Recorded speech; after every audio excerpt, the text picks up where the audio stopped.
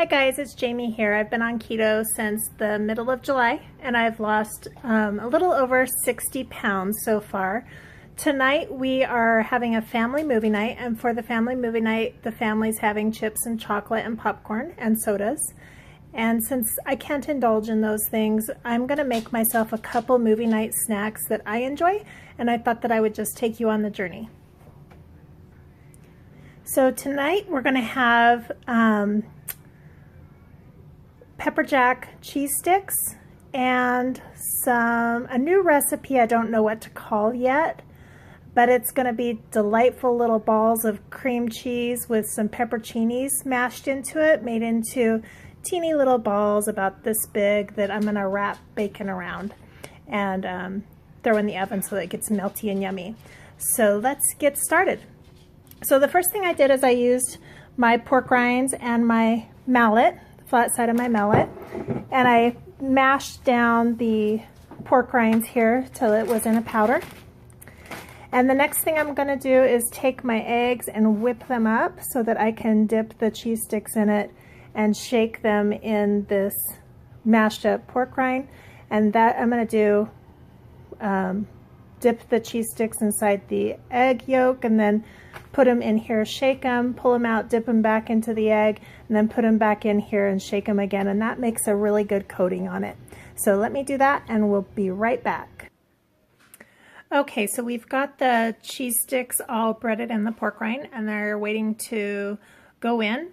Right now there's bacon in the oven. I put bacon in the oven for 400 degrees for 20 minutes and it seems to make it just about perfect.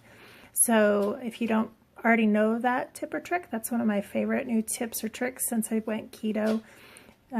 It's fun to learn how to cook things like that in a faster, more convenient way. So I'm waiting for those bacon to be done so that I can wrap this delicious thing I'm about to put together up in the bacon. This is the first time I'm trying this. I've never tried it before, but I just thought, oh, that sounds good. Let's put a little pepperoncini in with some cream cheese. I got the cream cheese cubed in there. I'm going to pour the pepperoncini over it with a little bit of juice and mash it together using this fork. And once the bacon comes out, and pull it out just a little bit before 20 minutes so that it's still kind of undone. I'm going to cut the slices in half and take these in again in small little balls and wrap the bacon around them and put a toothpick through them. And then I'll put them here with my cheese sticks and we'll cook all of this. I'm going to try 400 degrees for about 5 minutes to start with, and we'll see how it ends up as we go. So I'm going to go ahead and start making those balls, prepping for the bacon to come out. Okay, I've got my cream cheese and pepperoncinis mashed together. You can see the balls that I've made running down and across here. And the bacon just came out, so I'm going to cut the bacon in half and start wrapping these up, and then we'll throw them in the oven.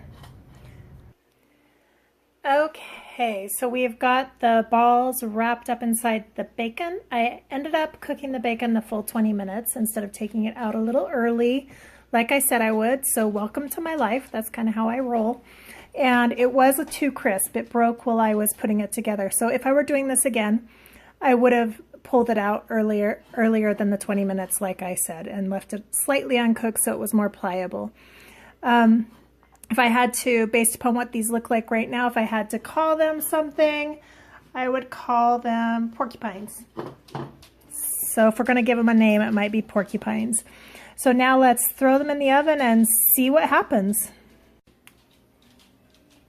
Okay, so we did this for 5 minutes and it looks like that may have been just a little bit much for the pepper jack, but it still looks pretty good.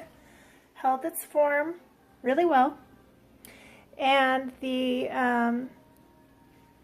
porcupines, I guess is what we're calling them, they held their shape really well too, and I am so excited to eat them.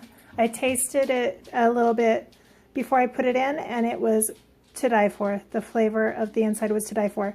So here's my lessons learned. I spend a lot of time making up recipes and a lot of times they're a huge fail to begin with, but these porcupines turned out pretty good for my first try. But you know, you learn from your mistakes and then you do it differently next time. So this is what I would do differently next time. I would probably only cook these starting at 3 minutes on 400 degrees and see how that works. And then if the 3 minutes looks like it needs a little more, then I'd go 1 more minute, but not 5. 5 minutes was too much at 400. For these little porcupines, had I thought ahead, I would have cooked the bacon probably for about 16 minutes. Then I would have chilled it. Instead of a half a piece of bacon on each of these, which is what I thought I would originally do, I ended up putting a full piece of bacon on them. So I would plan for a full piece of bacon next time and then wrap it when the bacon's cold, just to save your own fingers. So otherwise, it was delicious, and I'm going to go heat up some low sugar marinara sauce to dip these little bad boys in and snuggle up with my kiddos to watch a movie. Have a good night.